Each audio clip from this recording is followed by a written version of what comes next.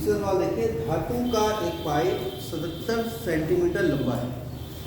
तो पाइप है बेलना, जो कि चित्र में बना के दिखा दिया है उसने। ये धातु का पाइप है जिसकी लंबाई कितनी है? 77 सेंटीमीटर। ऐसे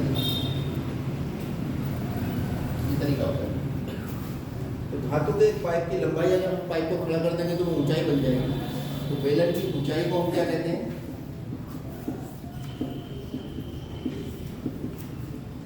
आवाज नहीं आई, एच कहते हैं। इसके अनुप्रस्थ काट का आंतरिक व्यास आंतरिक कहते हैं। अभी तक व्यास व्यास कहता था, आंतरिक और बाह्य नहीं कहते। इस आंतरिक का क्या मतलब है? इसका मतलब जो वृत्त है एक अंदर का भाग है और जो उसकी बाहरी परत है उसकी कोई मोटाई है। ठीक है, जैसे मैं ये दिखाऊंगा आपको, पेन का ढक्कन। इस पेन के ढक्कन की मोटाई दिखाई दे रही होगी आपको। तो एक तो इसकी आंतरिक त्रिज्या मतलब यहाँ से अंदर तक की होगी और एक इसके बाहर तक की। तो यहाँ आपके पास इसका मतलब जो बेलन है वो तार है, उसकी कुछ मोटाई है, किसी मटेरियल से बना है।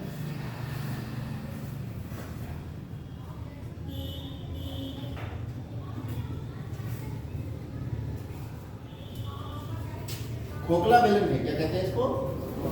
खोखला। तो ये इसकी आंतरिक त्रिज्या हो गई और ये इसकी बाह्य त्रिज्या हो गई।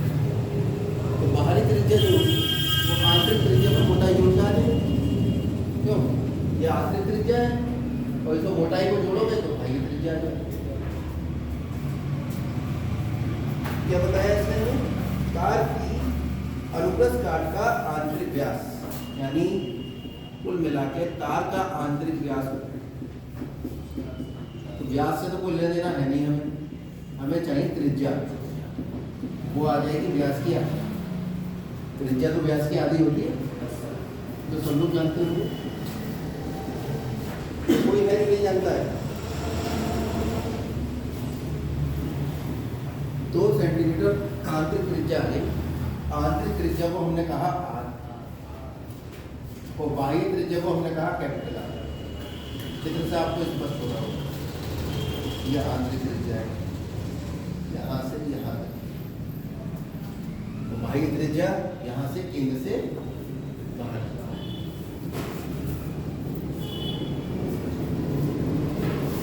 तार की बाह्य त्रिज्या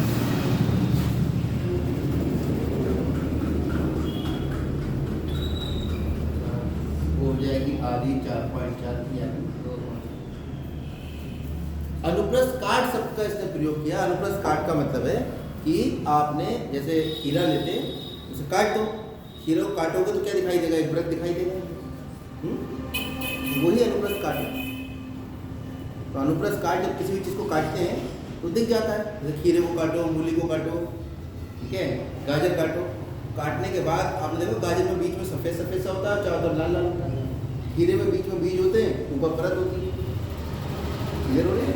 तो अगर हम कहें कि बीच वाला भाग कौन सा है, बीच वाला, तो आप देखेंगे कि आंतरिक वृत्त बन रहा है। और बोले भाई जो बाहर की खीरे की परत है ये कितना है, तो वो बाह्य त्रिज्या हो जाएगी। क्लियर हो रही है बात? तो हमारे पास अच्छा लंबाई दोनों की बराबर होगी। आंतरिक वाले की भाग की अब 2 बेलन बन गए आपके, एक अंदर वाला और एक। ये पानी का पाइप होता है। पानी के पाइप में एक अंदर का भाग होता है और एक बाहर दिखाई देता है। अंदर पानी बहता है, बाहर प्लास्टिक, उसकी मोटाई होती है। तो एक आंतरिक बेलन और एक आंतरिक बेलन की त्रिज्या अंदर वाली और बाहर वाले की जो आएगी वो आंतरिक त्रिज्या में मोटाई को जोड़कर आ जाए। कोई दिक्कत इसमें? अब आपसे पूछा है उसने आंतरिक वक्र पृष्ठीय क्षेत्र, तो है तो बेलन। तो आंतरिक वक्र पृष्ठीय क्षेत्र कितना आ जाएगा?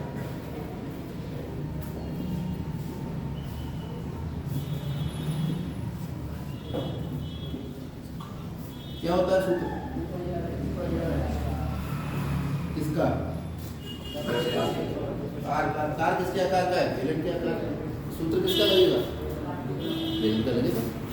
बेलन का जो वक्र पृष्ठ क्षेत्रफल है वो आप जानते हो, क्योंकि आंतरिक का है त्रिज्या त्रिज्या अंदर वाली छोटा हाथ ले लिया, बाह्य गएगा तो त्रिज्या बाहर वाली बड़ा हाथ ले लिया। दो गुणा देख लो पाई का मान दिया तो क्या है, यही दिया तो पाई के साथ लगाएंगे बिल्कुल ठीक कहा आपने। आर का मान 2, एच का मान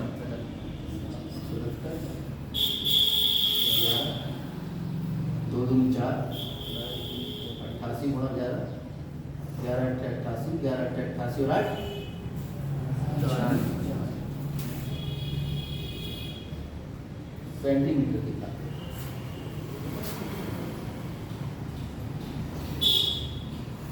फैन चलना बंद हो गया। 968 सेंटीमीटर की धातु क्या निकलता है, आंतरिक वक्रपृष्ठीय।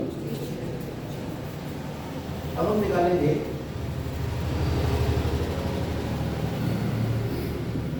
तार का बाह्य वक्रपृष्ठीय क्षेत्रफल पूछा है उसने।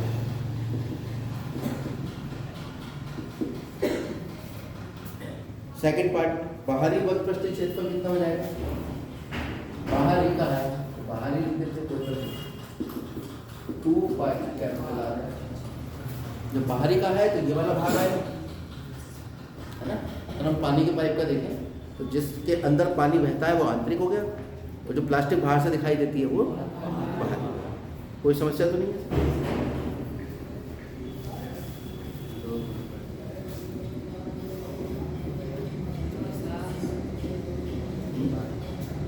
बोलो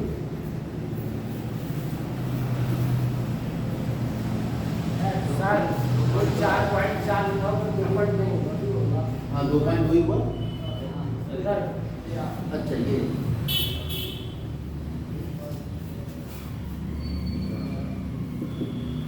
अब गुणा करो इसकी 22 की 22 से करो, 22 दूनी 44 और 22 दूनी 44 और 4 46 और एक के बाद दशमलव गुणा 11, 11 चौक 44, 11 चौक 66 और 4 70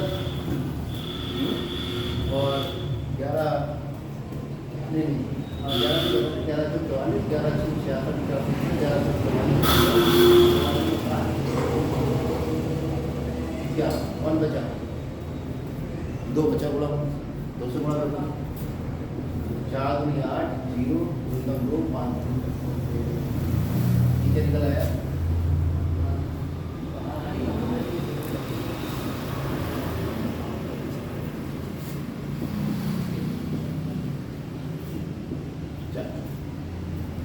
तीसरी बात क्या पूछ रहा है, कुल पृष्ठीय क्षेत्र। थोड़ा सा आपको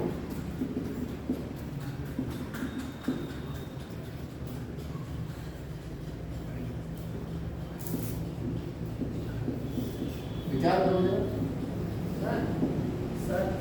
दूसरे वाले में आंसर गलत आ रहा है। इस वाले में तो एक बार घुमा चेक कर लो, ये आ गया 11 से ये कटा से और 2 22 दूनी 44, 22 दूनी 44 हाँ सही है, 22 दूनी 44 और 4 48, यहाँ 11 चौक 44 और 11 88 और 4 92, 11 चौक 44 और 9 53, 4 दूनी 8, 4 6 और 5 ठीक आ गया। तो कुल पृष्ठीय क्षेत्रफल कितना हो,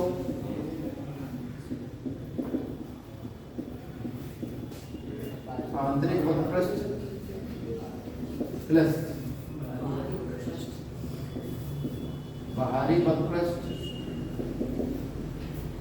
आंतरिक वाला और बाहरी वाला, और ये दो वृत्तों के बीच में जो क्षेत्र है, अगर मैं यहाँ बनाऊं तो ये ऐसे वृत्त है, एक बाहरी त्रिज्या और एक आंतरिक, तो बाहरी क्षेत्रफल माइनस आंतरिक क्षेत्रफल, तो ये वाला क्षेत्रफल निकल आएगा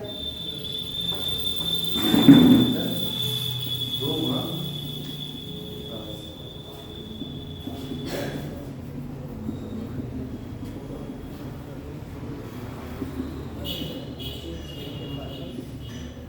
इसका तो निकला हुआ रखा है, आंतरिक कितना है 968, ये भी निकला रखा है, और ये आएगा 2 गुणा क्यों किया, क्योंकि जितना ऊपर है उतना ही नीचे, और दो वृत्तों को दिखता है जिस पर बाहरी वृत्त जैसे आंतरिक वृत्त,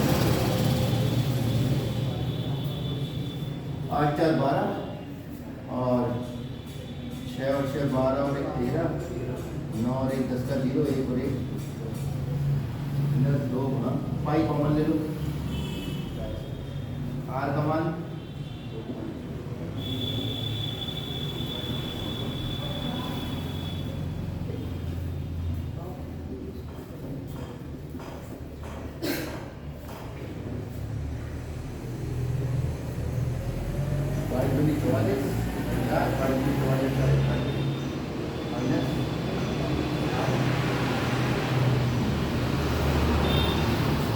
अब आप इसे हल करिए इसे जो भी आएगा ये हल करके इसमें घटा कर 0.8 7 से काट के गुणा करके और फिर उसको जोड़ देंगे इतना आप अपना उत्तर निकालेंगे।